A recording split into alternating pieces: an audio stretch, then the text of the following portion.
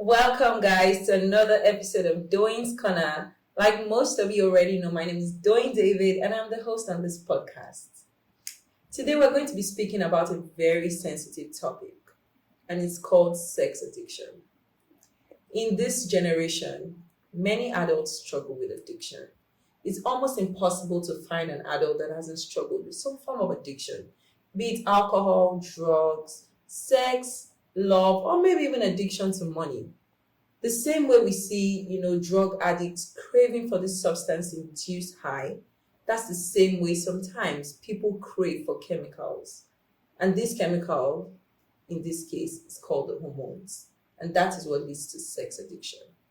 To discuss this topic with us today, we have an artist that rose to stardom after he released a blockbusting hit song called Maserati.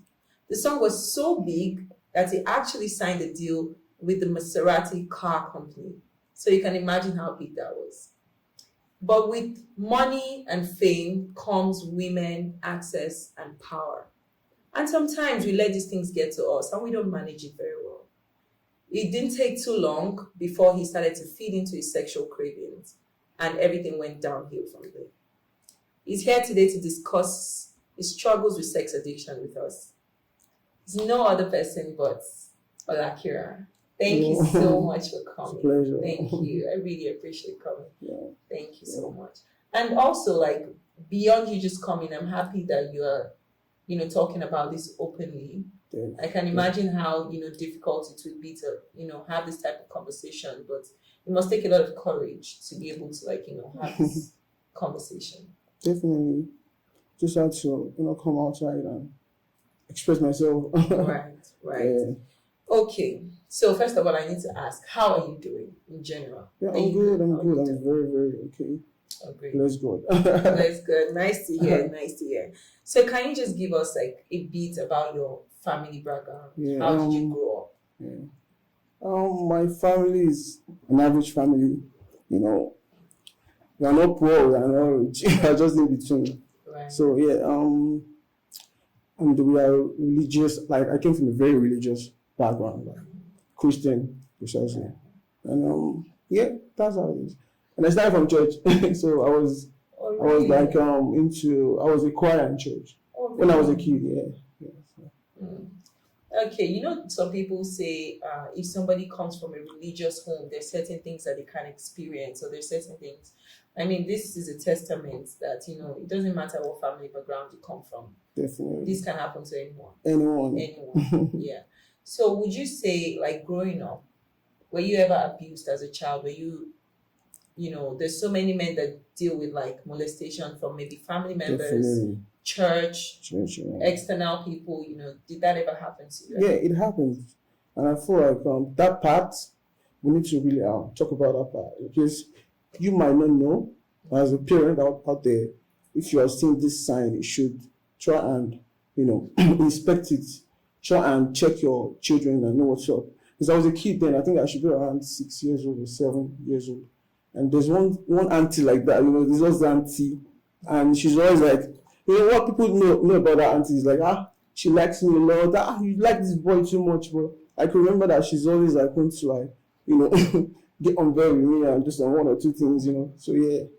So I think most people, I don't know, but I experienced that when I was a kid, yeah. And there's so many men, actually. I think sometimes we focus so much on the girl child.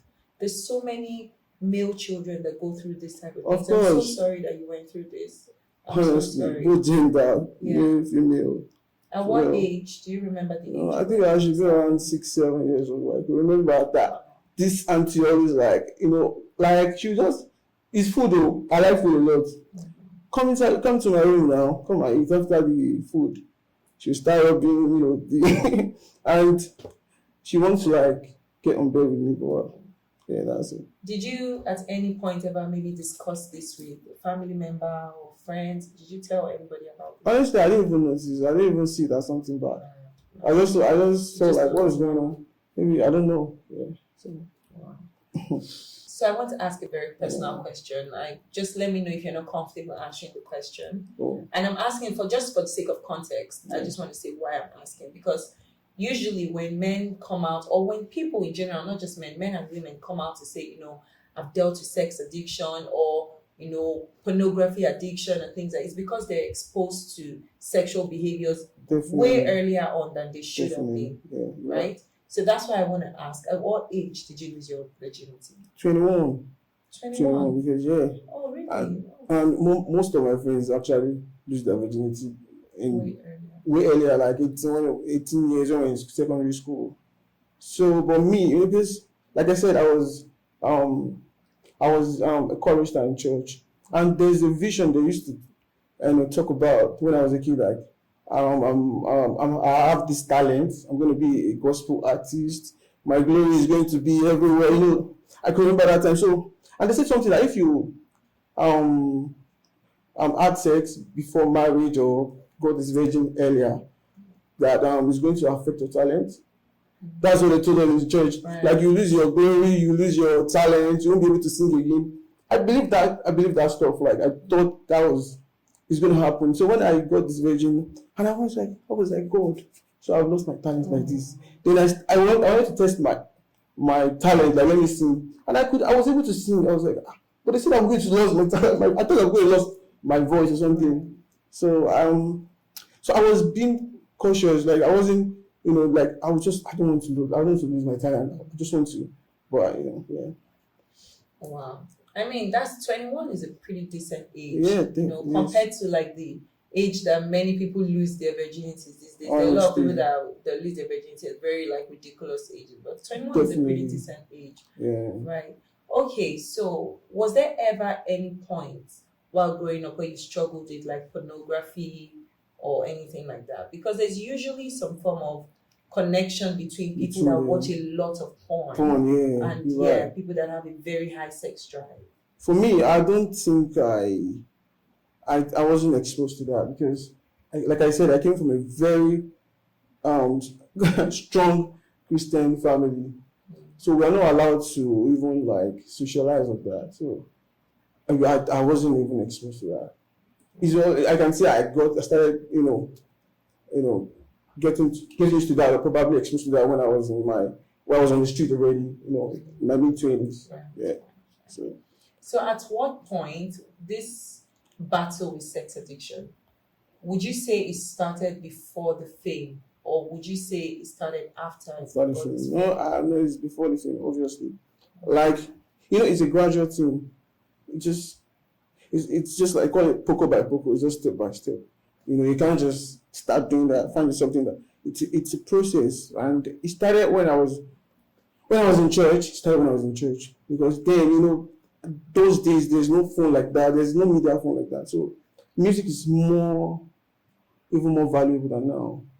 I feel like people like, if you can just sing like this, wow, people want to adore you. I feel like genre of music that was trending then, Afrobeat has taken over. But then there's Afro, there's jazz music, there's contemporary music, there's gospel music, that all section of music that was really like, so me being a gospel artist, because I was a gospel artist, like I write gospel songs when I was in my 20s, early 20s. So I think it was from church. The first experience I had is when I play musical instrument in church. So hey, what's up? I like the way you play keyboard. I like it.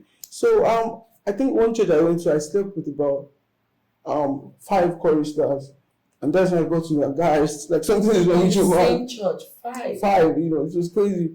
Like, guys, something is wrong with you. And the pastor just had to sack me. It was the 5th lady.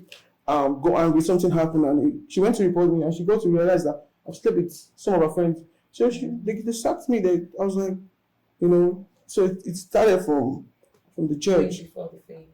Oh. And after the fame, it's like double wala for dead body. You understand? Like, it's not even more, yeah. Because now you have access to more money, and of course, with more money, more fame comes more women. And naturally, for me, ladies, I don't know. They actually like me, even when I was growing up. Like, I'm a ladies guy. Like, I relate more with ladies than guys. You get, like, I can even be talking to you, like, might not even have anything, but like, I kind of like relate more with ladies than guys. So after the fame, it's more like it's more, even more serious than the way it was before. And yeah, but I couldn't handle it. I couldn't handle it at some point because just imagine that you were at a show and the girl just came to meet you, and before you know it, back to the hotel, like so it was crazy. Was this? I'm so sorry. I need to ask this question. I don't need to probe. I hope you're comfortable with this question. Definitely.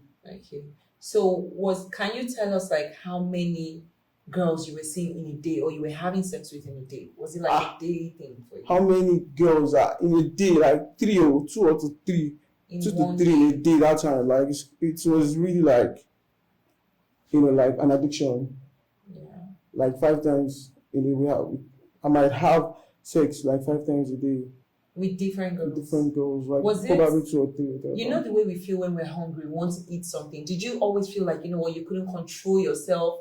Like that urge was just... That's how it is. That's how addiction is. You want to just do it. Mm-hmm. And like I said, it's something that kept on building, and when you can't control it, you can't stop it, it just gets to a stage that you can't even control it anymore.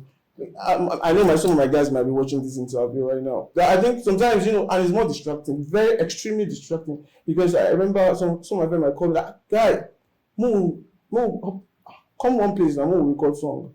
And one girl will just call me, one show will just call me, hey, how you at home? And I'm thinking, which one do I want to do? Should I go and record, or should I chill with this girl at home? And I'll just chill with the girl, and they'll be like, start calling me, hey, where you bro? My phone is on DMD, like, it's just crazy. What year did you release Maserati? That was 2020. Yeah. And it was such a big song at the time. So 2020 to stroke 2021. Yeah, it was really a big song, a global hit. Thanks to kudos to the team. It was amazing. And we didn't even see it coming. It's just something you're not prepared for. I wasn't really prepared, but it happens. And I think it's part of the reason why, all these things happen, because everything just came to my face. That's right. Yeah. So, yeah. I mean, I completely get it. There are a lot of people that get this sudden fame or sudden money, and it gets so much that you can't handle it, or you just mismanage it. So I think that this is something that a lot of talents can relate to. Maybe so many people are not coming out right now to talk about it, but I'm sure there are a lot of people that can relate to this.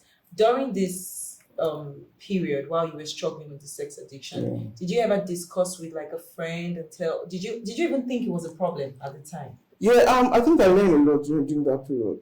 I like this question. I learned a lot during that period, because I got to realize that sometimes people that you feel like they're even closer to you might not be your best friend, might not be people that really care about you. People from afar might even be more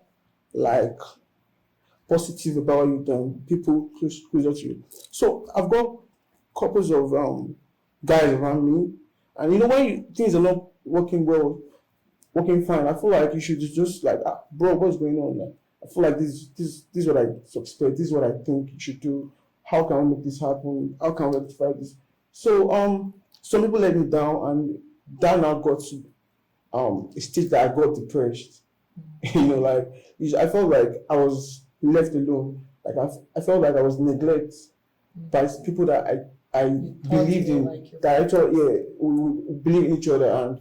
And but kudos to the owner of my management. Kudos to Ra just called me one day and said, hey, dude, what's wrong with you? I'm like, bros, I don't do it right to I don't even understand what's going on. I'm losing track already. What's going on?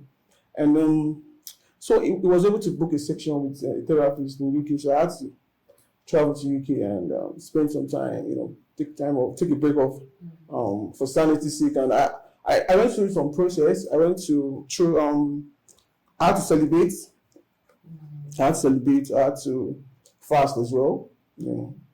But then if you were struggling with this sex addiction and you felt like, you couldn't do without having sex, how were you then able to be celibate? That's why when I travel, I actually went to one island as well. More like I wasn't even I had to stay away from phone. Phone actually had to die, when it's very phone had to die a lot. You might be watching something on this Instagram thing and TikTok, and might just see something that hey God, I want to see this, see this video, see this, So Um, I started from phone. Yeah, I remember I wasn't with phone, but I was with my laptop. I was recording songs as well, and yeah, that's what I. Then I had to say, like, when you're far away, no distraction, nothing is Right. coming to us. Yeah, You're like, it's you're just, easier. yeah, Yeah. it's easier that way. I can imagine. I mean, you spoke a bit about therapy. Then I then hypnotized too. I was hypnotized. Oh, But, you know, she really tried for me, close to her. Like she was just let me know my like this is. I don't. Funny enough, I thought I was having fun. I never saw it like a problem. problem. I thought it's just having a good time. You know, like beautiful shorties. You know, like but. She told me that this is what's up, this is what is affecting you, and now you are now depressed. And that stage, some people are even addicted to probably drug and the rest. But thank God I wasn't getting to that stage. Yeah. I mean, there's no form of addiction that is good, be it drugs or sex or alcohol. Definitely, it's There's not none good. that Generally, is it's good not because good. it's a very difficult thing to deal with. And then you spoke about like going to therapy. I'm really happy you spoke about that because especially in this part of the world, we almost look down on therapy. Like it's almost like as if people that go to therapy are not okay. Like if you say if you ask somebody to go to therapy, it's almost like you're insulting them. Yeah, they feel like, why do I have to do that? Yeah, but I don't think so. I think anybody should go to therapy. Like I think we all need therapy, to be honest. Definitely. Yeah, because we're all dealing with one thing or the other. Yeah, so Trust definitely me. we all need therapy. Trust How me. long were you in therapy for? For like a month to tell about. Yeah, for like a month. And when I go back, trust me, I see beyond my the way I reason things. Like I see beyond myself. For like now, I wasted a lot of time.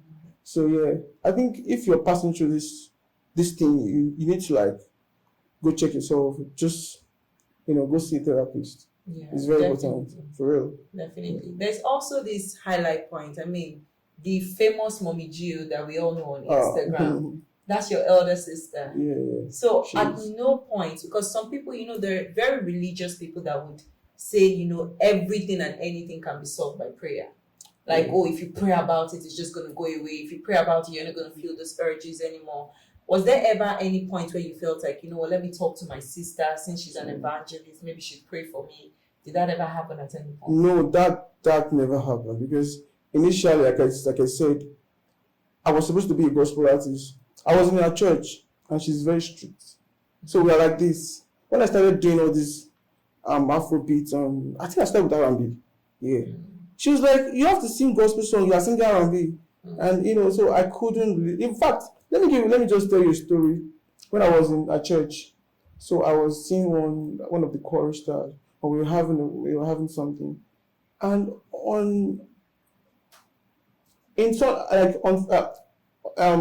we at the Sunday service, and she called both of us out. She called both of us out, like, two of you having something in front of people. Everybody. She's very strict and she's very blunt, like, and I don't know how she got to know. So I'm always scared of her at that point. And that year, I'm always very scared of her. So even when I started doing Afrobeat, I couldn't. We are not really compatible at all in any way. So.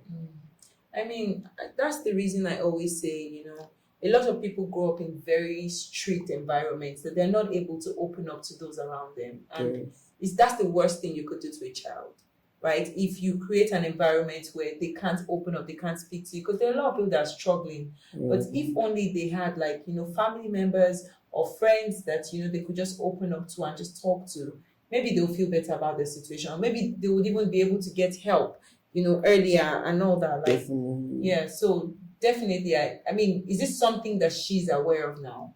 Does she know about it? No, because that's what I'm trying to say. Like, we don't even talk at all. Because like I said, she's not in support of this particular part of me, like this, this profession, this music thing I'm doing, and I wouldn't blame her for that. Everybody has their own, the way they see things. But for me, this is what I find very, easy to do. I find joy. I find happiness doing music, doing this kind of music.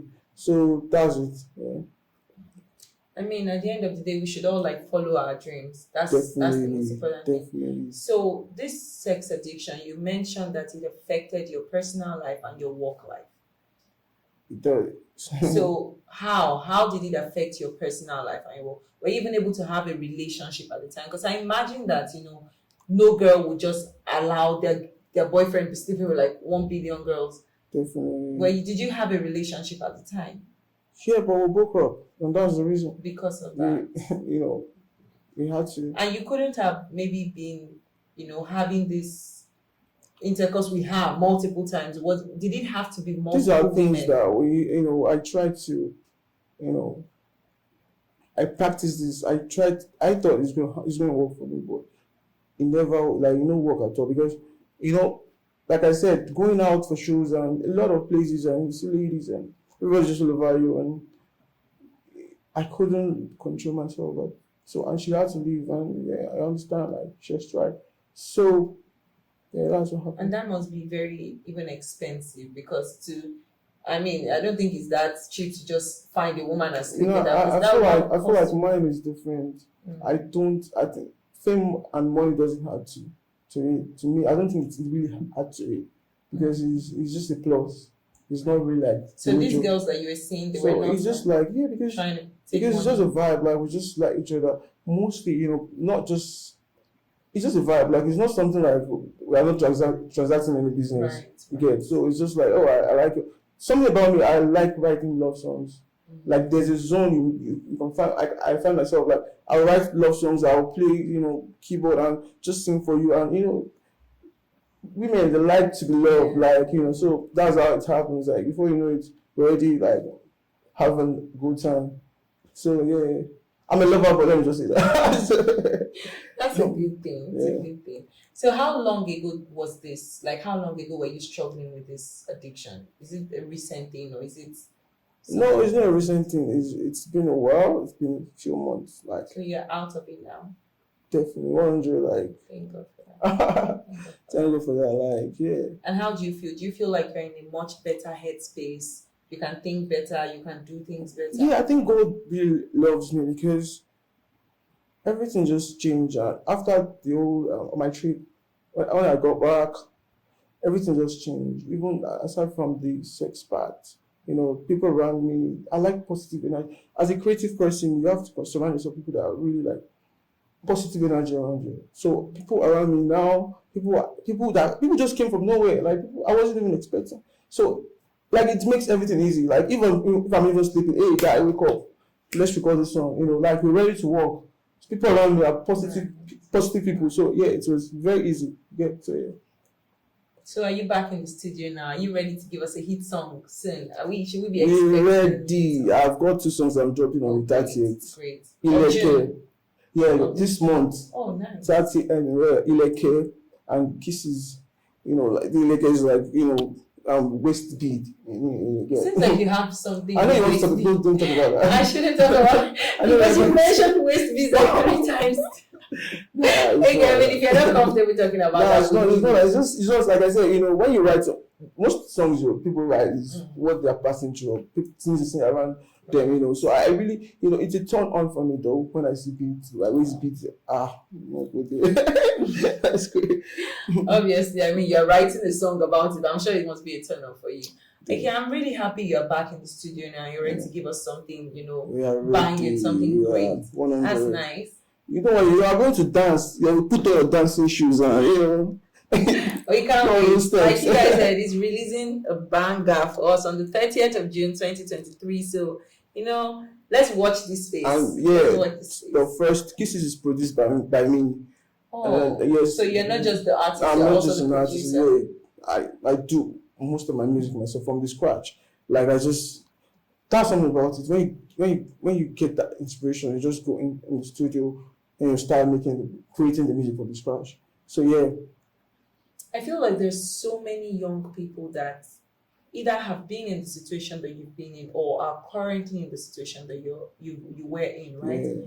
Do you have any advice for any young boy or girl that is battling with some sort of addiction? It might not even be sex, any type of addiction. Yeah, if you're battling, with something similar to what I faced, what I experienced, or something else, like you said, I feel like you should talk to someone that cares about you, someone you can trust though. You know, express yourself. Don't keep it to yourself, because the more you keep it to yourself, the more it kills you inside. So learn to speak out, and there will be a solution to. Definitely there will be a solution. So that's it. Yeah. Definitely. I'm so happy you're doing well. I And we can't wait appreciate until, it. you give us this banger, and hopefully that gets you another deal with another, As in, major company. that's what we're looking praying forward for. to that. That's what we're praying for. That's what we're praying for. A lot of bangers. Great. We are giving, as we are starting like this on the title, we are giving it to you guys back to back. That's supposed to be. So we're back on track. We're looking forward to it, because Maserati was a really good song. Really good song. Yeah. So we know what you're capable of. So we're really definitely looking forward to that. So I have to wrap up this episode at some point by just saying this. I mean, a lot of people are struggling with addiction, and it doesn't matter what form of addiction you're struggling with. It can be alcohol, it can be sex, it can be money, it can be social media, it can be girls, anything. It's always important to, first of all, acknowledge within yourself that you have a problem. Don't look at it like, you're just having fun. There's certain types of fun that it's not normal. Acknowledge to yourself that you have a problem. And just like he said, find somebody you can talk to. I hope that, we as human beings, we sisters, we mothers, we fathers, whatever relationship we have with our friends or even external people, I hope that we create an environment that is friendly enough for people to be able to open up and share the deepest and darkest parts of themselves. Because there are a lot of people struggling with a lot of things, and they just have nobody to speak to. And if you're that person, I wish you well. I hope you find somebody you can talk to. I hope you get the help that you need. Therapy is not a bad thing. Therapy is not an insult. We all need therapy, one way or the other. And if you can afford to get it, why not? But if you can't afford to get it, please find somebody that you can speak to. And I wish you all the best. Thank you so much for watching this episode. I hope you learned a thing or two from this episode. Please continue to like, comment, and share every content I put out there. I remain your host, Doyin David. And thank you guys. Bye.